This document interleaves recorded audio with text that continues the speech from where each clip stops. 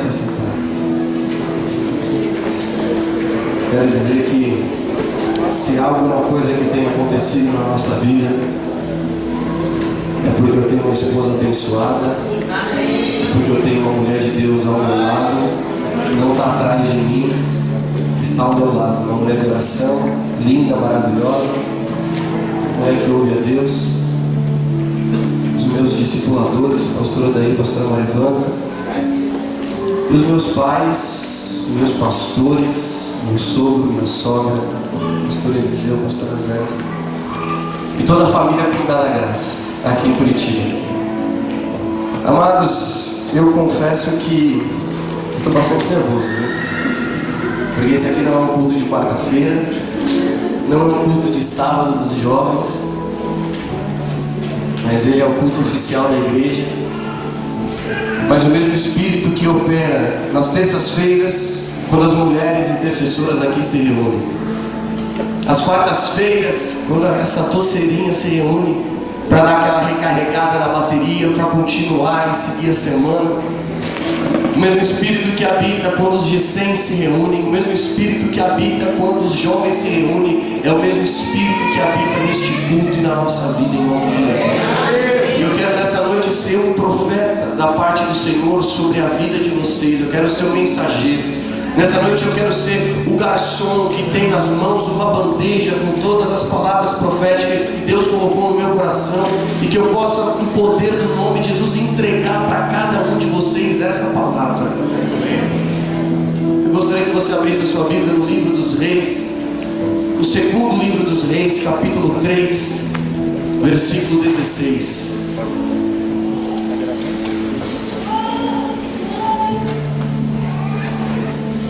É uma palavra que fala muito ao meu coração. Eita Jesus.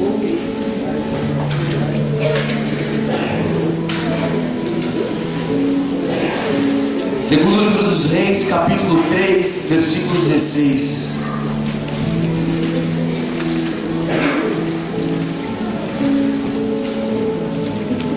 Assim diz a palavra: e ele disse: assim diz o Senhor, cabem muitas cisternas neste vale, pois assim diz o Senhor, vocês não verão vento nem chuva, contudo este vale ficará cheio de água, e você e o seu rebanho e os seus outros animais beberão. Mas para o Senhor isso ainda é pouco. Ele também lhes entregará Moabe nas suas mãos. Vocês destruirão todas as suas cidades fortificadas e todas as suas cidades importantes. Derrubarão toda a árvore frutífera, taparão todas as fontes e encherão de pedra todas as terras de cultivo. Pai, em nome de Jesus, essa é a tua palavra, Senhor. A semente está neste lugar, a terra está neste lugar, o semeador está neste lugar. Está tudo preparado, Deus, para que uma árvore frondosa comece a dar frutos. E eu peço que nessa noite o Senhor, Pai, me capacite, Pai, a transmitir aquilo que Tu colocaste no meu coração. E como eu sempre oro, Pai, cerca este lugar com os Teus anjos, como diz em Zacarias 2,5, Pai, com anjos emparelhados ombro a ombro, meu Pai. E que neste lugar, essa noite, o Senhor manifeste a Tua glória, Pai, de forma poderosa, Pai, de forma tremenda, Deus, e de forma singular. Que venha mudar as nossas vidas a Tua palavra. É que eu te peço e te agradeço em nome de Jesus. Amém. Amados, antes de eu falar do texto, eu queria falar daquele que foi usado para declarar essa palavra. Um homem que trabalhava com 12 juntas de bois, um homem que em todo o tempo estava trabalhando no seu trabalho secular e também no seu espírito sendo treinado por Deus. Em um dado momento, esse homem, quando a capa é passada por cima dele, e o profeta Elias chama ele para o exercício do ministério, e aqui o chamando para o exercício do ministério de forma integral, ele queima os bois, ele queima todas as paredes, ele queima todas as juntas, queima os bois, faz um churrasco, representando que ele está deixando o seu passado e que ele está seguindo para uma nova vida. E ele pede algo muito singular. Quando ele começa na sua caminhada com o profeta Elias, ele diz assim: olha, eu quero somente a unção dobrada do Espírito Santo que está sobre a sua vida. E o profeta diz assim: olha, grande coisa e dura você me pediu, mas se você me ver sendo levado por Deus, isso você vai receber. Só que nessa mesma época em que o profeta Eliseu se tornou um discípulo do profeta Elias, mais 24.000 profetas estavam junto com ele. Não era somente o profeta Eliseu que estava junto de Elias, que estava sendo discipulado por Elias. Havia mais 24.000 homens com ele. Só que a grande diferença é que esse homem chamado Eliseu, filho de Safate, de Abel-Meolá, ele fez algo para o profeta que aqueles 24.000 não havia feito. Ele serviu ao profeta Elias de forma como ninguém havia servido. Ele era conhecido como o homem que derramava água diante de Elias. Naquela época não tinha sapato, então eles andavam de sandália. Os seus pés ficavam secos e empoeirados. O que é que o profeta Eliseu fazia? Derramava água sobre os pés de Elias. As mãos, quando estavam sujas, ele derramava água sobre as mãos do profeta. Quando ele tinha sede, ele derramava água sobre a boca do profeta. E isso começa a me dizer que se eu faço alguma coisa que ainda ninguém fez para Deus, ou para um homem ou uma mulher de Deus, eu sou capaz de receber aquilo que ninguém recebeu. Porque aquele homem, ele servia ao profeta. O profeta era a representação de Deus na terra. E hoje nós temos os nossos profetas aqui. Glória a Deus por isso. Os nossos pastores são os nossos profetas. A palavra diz: creia no Senhor e você vai estar seguro. Mas creia nos profetas, que você vai prosperar. Então houve prosperidade, houve abundância na vida do profeta Eliseu, porque ele serviu, ele fez algo que ninguém havia feito. Então ele recebeu aquilo que ninguém havia recebido. Se andarmos por este caminho que o Senhor nos apresenta pela sua palavra, de fazer algo para Deus, de fazer algo para as pessoas que nós nunca fizemos, ou que ninguém nunca fez, esteja certo, você está à beira de receber algo de Deus que Ele nunca deu para ninguém. Ele está esperando nessa noite para entregar para você. Então esse era o homem que as pessoas conheciam como discípulo. E em um dado momento, o rei de Moabe, ele para de pagar os tributos ao rei de Israel, o rei Jorão, porque o seu pai Acabe havia morrido. Eu só tenho compromisso com Acabe. Então o pai morreu, é o filho que assume. Eu não tenho mais compromisso, eu não vou pagar mais tributo. O tributo eram 100.000 ovelhas, 100.000 carneiros. E esse tributo era pago, eu não sei se todo mês, eu não sei se todo semestre, eu não sei se todo ano, mas eles deixaram de pagar. E com o coração enfurecido, o rei de Israel, ele se junta com o rei de Judá, Josafá, e se junta com o rei de Edom para guerrear. É certo que nós devemos fazer aliança para guerrear. Eu creio que a pessoa que está do seu lado é um rei, é um profeta, é um sacerdote. Então eu queria que nessa noite você renovasse a sua aliança com essa pessoa que está do seu lado, porque ela é quem vai te ajudar nessa batalha que você está travando. É essa pessoa que vai te ajudar em oração, é essa pessoa que vai te dar palavras proféticas, essa palavra é essa pessoa que vai te levantar. Quem te levanta é o seu amigo, é o seu filho, é o seu pai, é a sua mãe, é o seu líder de ECEI, é o seu pastor. Deus coloca pessoas ao nosso lado para que nós não venhamos andar sozinhos, para que nós sejamos fortalecidos para essa batalha. Só que nós devemos fazer aliança com pessoas que têm o discernimento do Pai.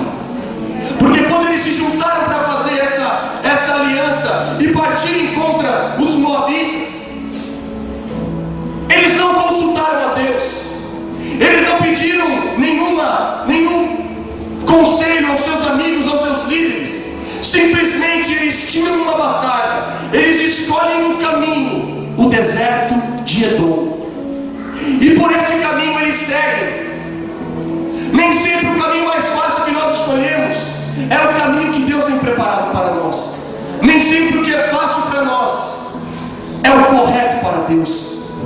Porque eles partem para a batalha.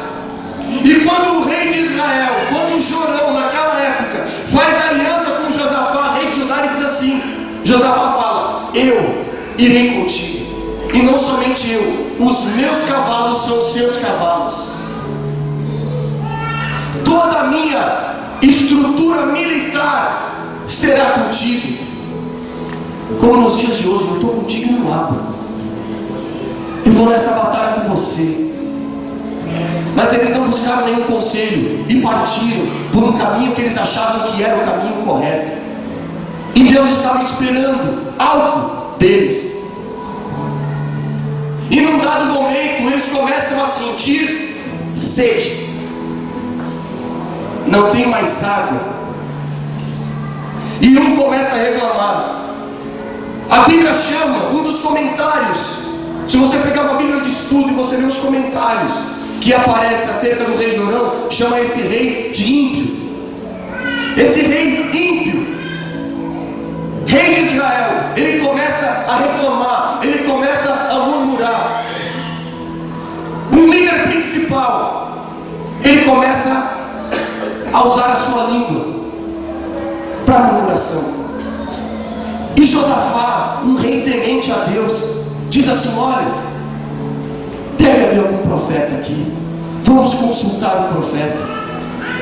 E a palavra diz que eles vão consultar a Eliseu, filho de Safate, de Abel-Meolá, o profeta que derramava água sobre as mãos diante de Elias.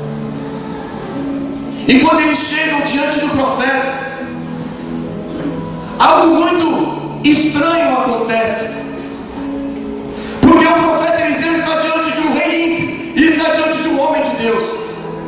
E ele diz assim: olha, em respeito ao rei Josafá, que é um homem de Deus, é temente a Deus, obedece a Deus, eu vou trazer uma direção da parte de Deus para vocês. Eu vou respeitar o homem de Deus. Você é respeitado no seu trabalho, na sua faculdade, não é pelos seus bens, não é por aquilo que você possui, não é por aquilo que você já alcançou intelectualmente. Você é respeitado pelas pessoas, porque você é um homem e uma mulher de Deus. É por isso que você é respeitado, é por isso que você é honrado, é por isso que por onde você anda, as pessoas conseguem olhar para dentro de você, conseguem olhar nos seus olhos e verem o brilho da glória e da graça do Senhor, porque você é um homem e uma mulher de Deus. É só por causa disso. E ele diz assim: olha, cabem muitas covas neste vale. Amados, essa palavra me remete às 3 fases do culto. As 3 fases do culto. Porque quando o profeta Eliseu, ele quer profetizar, o que é que ele pede? Um tangedor, um tecladista, um arpista. E a segunda parte vem uma oferta, ou melhor, um sacrifício, porque oferta é uma coisa, sacrifício é outra, é uma diferença muito grande. E depois vem a vitória. Por que você acha que nós começamos o culto dessa forma? Louvor, sacrifício e ministração da palavra, porque isso é bíblico. Eu quero nessa noite, no nome de Jesus, dizer para você que tudo que acontece nessa casa, tudo que acontece nesse santuário é bíblico. Da forma como as coisas acontecem neste lugar é bíblico.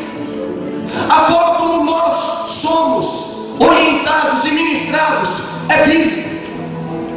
Nós poderíamos primeiro começar com palavra, depois com oferta, depois com louvor, mas a palavra nos diz que no momento em que o profeta Eliseu chamou alguém do ministério de louvor, alguém que adorava a Deus, a presença de Deus, a palavra diz que ele foi cheio do Espírito Santo de Deus, porque profeta chamou um tangedor, porque havia tanto pecado no meio daquele povo, que o profeta não tinha inspiração alguma para profetizar. Ele não tinha como declarar nada, porque havia muito pecado, havia muita tristeza. Por isso eu quero incentivar você. Chegue logo no começo do culto, no começo do louvor, porque se alguma coisa que precisa acontecer na sua vida, ela vai começar ali no momento do louvor. Isso é real. Isso é real.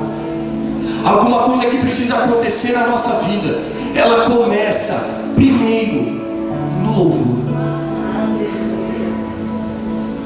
É por isso que há tanta resistência contra a adoração dentro da igreja. É por isso que há tanta resistência em nós expressarmos o nosso louvor e a nossa gratidão por tudo aquilo que Deus tem feito. Eu tomo isso como lição. Eu fiquei pensando, Senhor, será que hoje eu vou conseguir pregar sem o tecladinho da Cris aqui do meu lado? Eu falei assim, não vou. Porque eu tomo isso de verdade, irmãos. Eu tomo isso como verdade na minha vida. A adoração, ela atrai a presença do Senhor. Olha que interessante, havia tanto pecado que o profeta Eliseu chamou um tangedor. Eu começo a imaginar que quando nós começamos a adorar, quando nós começamos a tocar, quando nós começamos a ministrar algum louvor que consegue atrair a presença do Senhor, o Senhor já vai vendo os nossos pecados, as nossas mazelas, já vai vendo as nossas dificuldades, e Ele vai retirando o pecado, e Ele começa a retirar a enfermidade, e Ele começa a retirar tudo aquilo que oprime, e Ele começa a retirar tudo aquilo que luta contra nós. Mas isso é só o começo. É só a ponte. Esse é só o comecinho do culto. Isso que Ele chamou só um arpista, e o arpista dedilhou. Agora imagina um ministério de louvor inteiro atraindo a presença de Deus para a terra. E quando vem a direção, olha, cavem covas nestes vales. O deserto de Edom, ele não é essa terra vermelha que nós vemos aqui no Paraná, bonita. Não é a terra do interior de São Paulo, pelo menos eu conheço. É uma terra cheia de minérios, é uma terra cheia de calcários, é uma terra dura, é uma terra que para você cavar ela, você tem que trabalhar demais. E aqui vem a primeira revelação desse texto.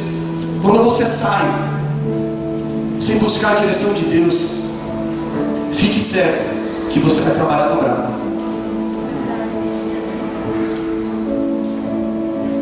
Fique certo que você vai suar a camisa. Porque naquela época não existia enxada, não existia pá, não existia nenhum instrumento que é usado hoje na construção de uma casa. E Deus diz assim: olha, pelo fato de vocês terem saído sem buscar direção, ao sétimo dia, eu gosto muito, porque eu tenho aprendido que quando o 7 se manifesta, é quando Deus vira a página da nossa história, é quando Deus coloca uma vírgula e Ele começa a escrever algo diferente. A palavra diz: no sétimo dia, Deus esperou o primeiro dia, o segundo dia, o terceiro dia, o quarto dia, o quinto, o sexto. O sétimo dia veio a revelação, veio algo à mente do rei Josafá. Vamos buscar uma direção. Se não buscarmos uma direção, nós vamos morrer. Morreremos nós, os nossos animais. E aqui é algo que Deus fala no meu coração.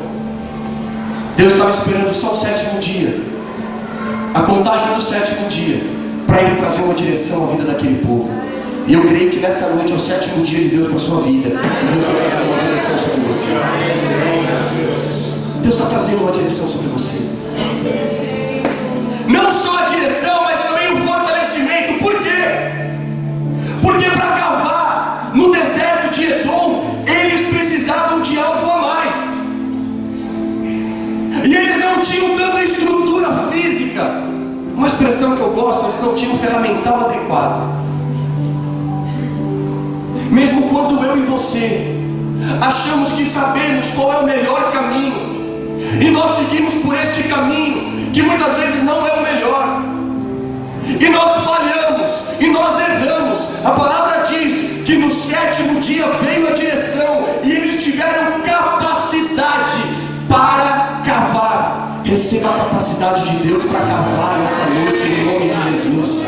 Receba uma ferramenta do céu essa noite, para que você possa fazer na sua vida, no seu ministério, no seu casamento, na sua casa, covas e mais covas, porque a palavra diz: não sentireis o vento, não vereis a chuva, mas todavia esses vales se encherão de água, beberão vós o vosso gado e os vossos animais.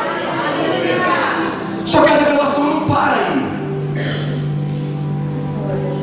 Quando nós recebemos uma ordem divina e nós obedecemos essa ordem divina, nós temos o segundo passo, que é a manifestação da glória de Deus em relação à nossa obediência. Eu recebi a ordem, eu obedeci. Depois que eu obedeci, vem o julgamento da minha atitude. É sempre assim. Deus dá uma ordem para mim e para você. Nós agimos em relação àquela ordem, positivamente ou negativamente. Depois da nossa atitude, vem o julgamento. O julgamento é a avaliação da nossa atitude. E esses homens, recebendo a orientação, fazem como? A manifestação da glória de Deus veio como? Fortalecendo a vida deles, para que eles pudessem fazer isso. E o versículo que nós lemos, e aí eu já entro na segunda parte do culto, que é o ofertório. A palavra diz que no sacrifício da manhã, não é oferta, é sacrifício.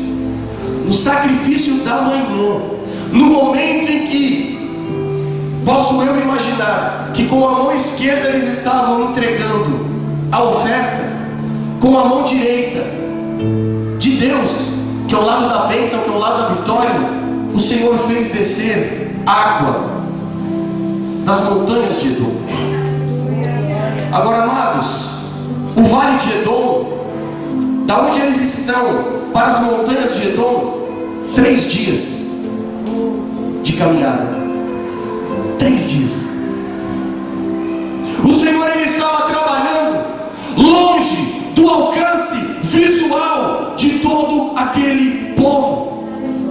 Deus disse assim: olha, a sua parte é cavar, a sua parte é sacrificar, a sua parte é destruir todas as fontes de águas, é tapar as fontes, é arrancar as árvores frutíferas, é destruir tudo que é do inimigo. Faça isso, porque você vai ver um milagre poderoso na sua vida acontecer no momento em que você precisar. Por que é que nós não recebemos milagre à toa? Porque Deus sempre está trabalhando longe do nosso alcance visual. E a palavra diz que enquanto eles sacrificavam, as águas desciam das montanhas de Edom a 3 dias de caminhada e encheram todo aquele vale. Todo aquele vale foi cheio de água. Em que momento? No momento do sacrifício. No momento em que eu entrego. E no momento em que eu entrego, Deus faz alguma coisa. E qual é a terceira parte do culto? A terceira parte do culto é a ministração da palavra. E onde é que a ministração da palavra entra? Ela entra no momento em que eu obedeci à voz de Deus, e aquele vale já está cheio de água, e os inimigos ali, Moabe descobriu, rei Josafá, rei Jorão, rei de Edom, eles saíram para batalhar. Vamos nós contra eles, para não dar tempo deles chegarem. Só que todos esses 3 reis já estavam com o exército armado, o exército já estava acampado, os vales, as covas já tinham sido feitas nos vales, a água já tinha sido derramada, a água já tinha sido distribuída.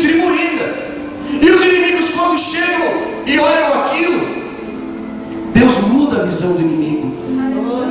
Por causa da qualidade do solo e por causa do sol que batia na água, ela se tornava uma coloração avermelhada. E os inimigos falaram, os reis ficaram desesperados, eles se mataram. E o rei de Moabe, os moabitas, vão lá para poder pegar os despojos da guerra. Eu quero profetizar algo sobre a sua vida essa noite. No nome de Jesus, Deus está mudando a visão do seu inimigo. Deus está mudando a visão daqueles que lutam contra você. Deus está, no nome de Jesus, invertendo essa mesa. Deus, essa noite, está distorcendo toda a visão daqueles demônios que têm lutado contra a nossa vida, a nossa casa, a nossa família, as nossas finanças. Porque os inimigos, quando eles olharam para o povo de Deus, eles viram sangue. Só que para os moabitas, eles acharam que os reis tinham se matado, mas para o Senhor, Ele estava mudando a visão do inimigo. Como Deus está mudando a sua visão essa noite para uma visão profética, Ele também está mudando a visão do inimigo. E quando o inimigo chegar perto de você e achar que você está morto, é quando você vai se levantar em fé, é quando você vai se levantar em glória, e você vai destruir, e você vai pisar na cabeça de Satanás, e você vai dizer, para trás de mim, Satanás. Esse é o papel do homem e da mulher de Deus, que obedece a uma palavra profética. Primeiro teve o louvor. O que o louvor fez? Ele veio amolecendo tudo. Ele veio trazendo direção ao coração do profeta, e o profeta lançou a palavra profética. E Deus disse assim, olha, faça um sacrifício, entregue. Não entregue uma oferta, entregue um sacrifício. E aí, o milagre aconteceu. Mas a vitória efetivamente veio quando os inimigos saem contra o povo de Deus, tem a sua visão completamente mudada, e Deus opera algo poderoso. Quando é que Deus opera algo poderoso? É quando a palavra sai desse púlpito e entra no coração de cada um e começa a ser ministrada. É por isso que nós fazemos desse jeito. E Deus disse assim, olha, é o seguinte, isso que eu estou fazendo, derramar uma água do deserto, da montanha de Edom para o vale de Edom, isso ainda é pouco. Porque já que vocês vieram buscar direção, eu vou dar ainda mais. Eu vou dar os inimigos nas suas mãos. Só que você tem que destruir todos eles. Você não pode deixar nenhum deles vivo. Você tem que dispersar todos eles. E eu vou te dar força para isso. E eu vou te dar vigor para isso. E você vai arrancar todas as suas boas árvores. E você vai tapar todas as suas fontes de água. Ou seja, Deus estava dando uma vitória completa ao povo de Deus. Coloque a sua mão na posição de receber. Pai, em nome de Jesus, dê a nós essa noite a comunidade da graça aqui em Curitiba, Senhor, esse povo abençoado que o Senhor tem levantado nessa cidade, uma força, Pai, para destruir, Senhor, a todas as obras do inimigo que tem se levantado contra nós, Pai. Dê força, Deus, ao marido, Pai, dê força à esposa, Pai, dê força aos filhos, Deus, dê discernimento, Pai, que o poder do Teu Espírito Santo venha de forma tremenda e poderosa, Senhor. E amados, o que acontece? O rei de Moabe, ele fica tão desesperado a ponto dele sacrificar o seu próprio filho, porque ele achou que o rei, que o Deus deles, o Deus Quemos, seria capaz de fazer alguma coisa. Mas quando eu e você sacrificamos ao nosso Deus, ao Senhor dos Senhores, aquele que tem uma mesa preparada diante dos nossos adversários, o nosso sacrifício não fica em vão.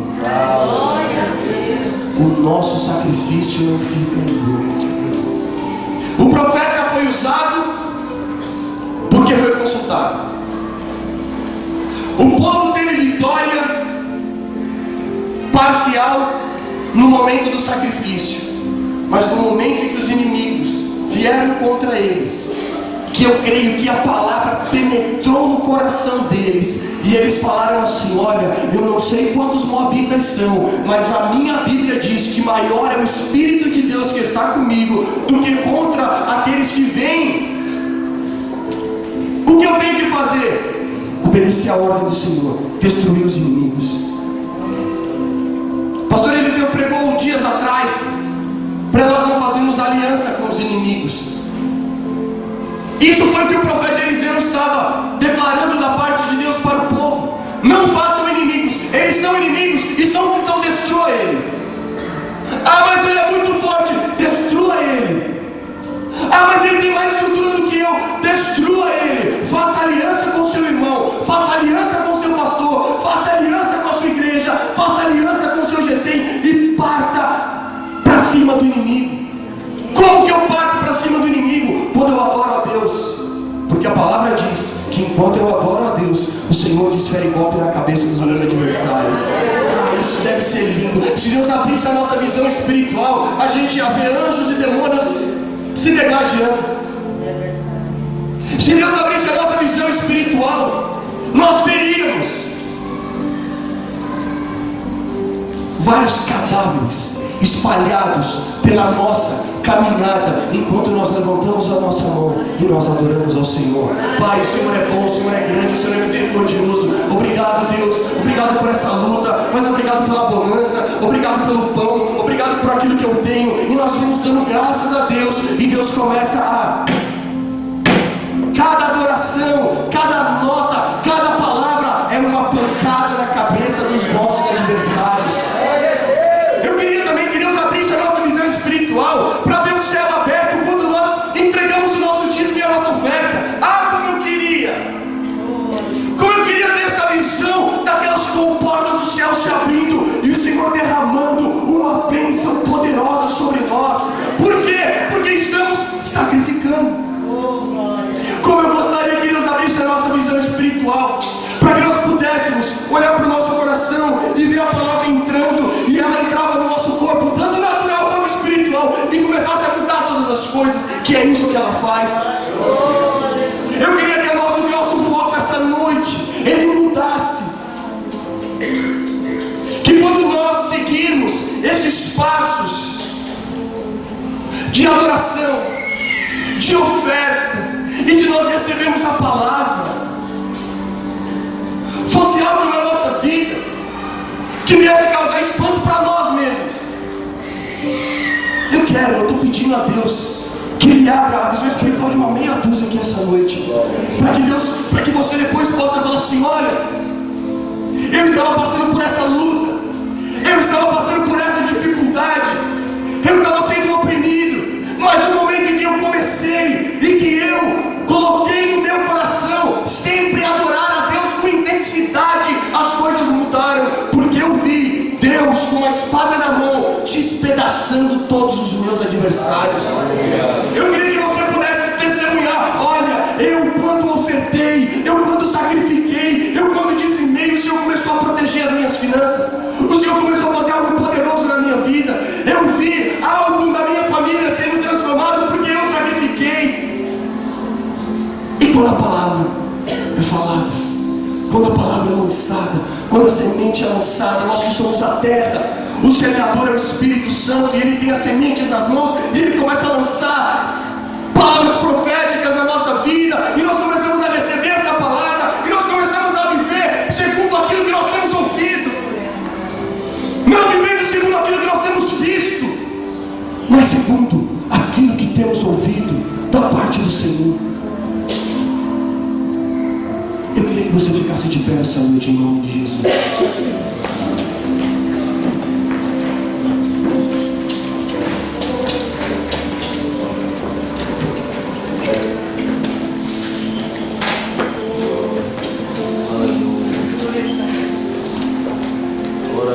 Quero fazer uma oração profética essa noite. Havia água retida no céu. E aquela água desceu do vale de Edom. Salmo 126, no final finalzinho do Salmo, diz que o Senhor, as águas vêm do Negueb.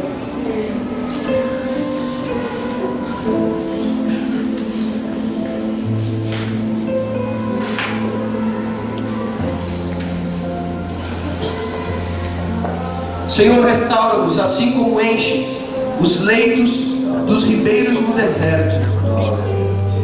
Em outra versão diz: restaura-nos como as correntes do Negueb. O Negueb é uma montanha que durante o inverno ela congela toda, e a terra embaixo ela fica, no verão a terra fica seca, no inverno o cume ele congela. Só que o salmista está dizendo assim: olha, Pai, da mesma forma que o Senhor restaura a sorte daquela terra, restaura a nossa. Faz descongelar, Pai, aquela água do Negueb, e faz essa água, Pai, encher todo este vale, para que nós possamos ser cheios dessa água que está retida.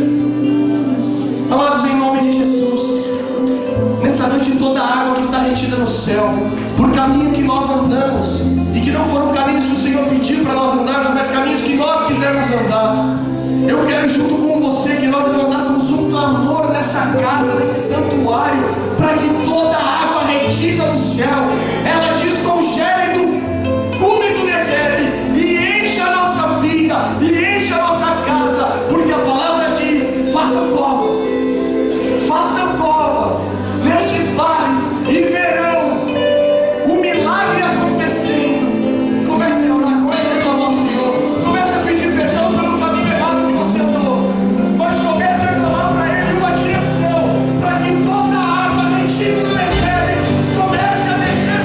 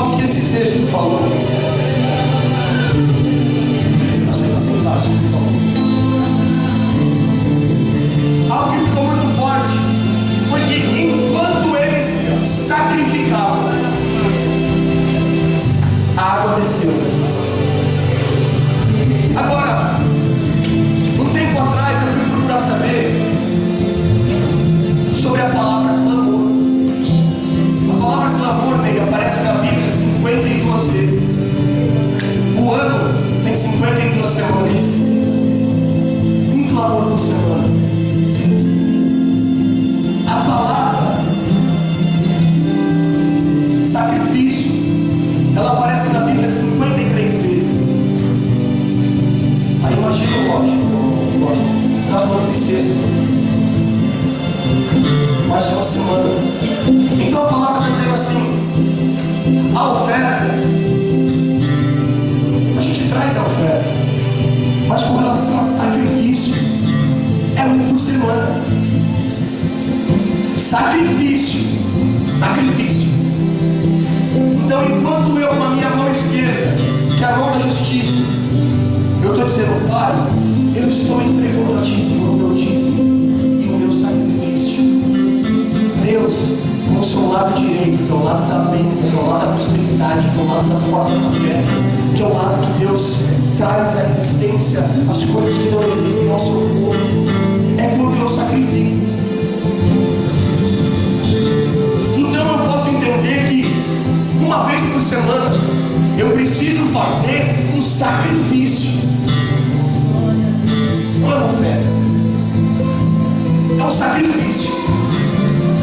Então eu queria nessa noite te dar a oportunidade de você abrir o céu sobre a sua vida financeira, mas que você sacrificasse ao Senhor. Que você sacrificasse ao Senhor. Porque o sacrifício da manhã amanhecia. E foi a água um instrumento que Deus usou para mudar a visão dos moabitas. Porque o que desceu foi a água, o que os inimigos olharam foi a água. Ou seja, a prosperidade de Deus na nossa vida vai nos abençoar, mas vai destruir o inimigo. E como é que destrói o inimigo? Dizimando. E aí a gente atrai a mão protetora de Deus sobre as nossas finanças. E quando nós ofertamos, traz prosperidade. Ou seja, Deus usou a prosperidade do povo para destruir os inimigos. Eu acho que se eu falar mais alguma coisa aqui, eu vou estragar o que Deus vai fazer com você. Eu queria que você separe o seu dízimo e o seu sacrifício essa noite, em nome de Jesus.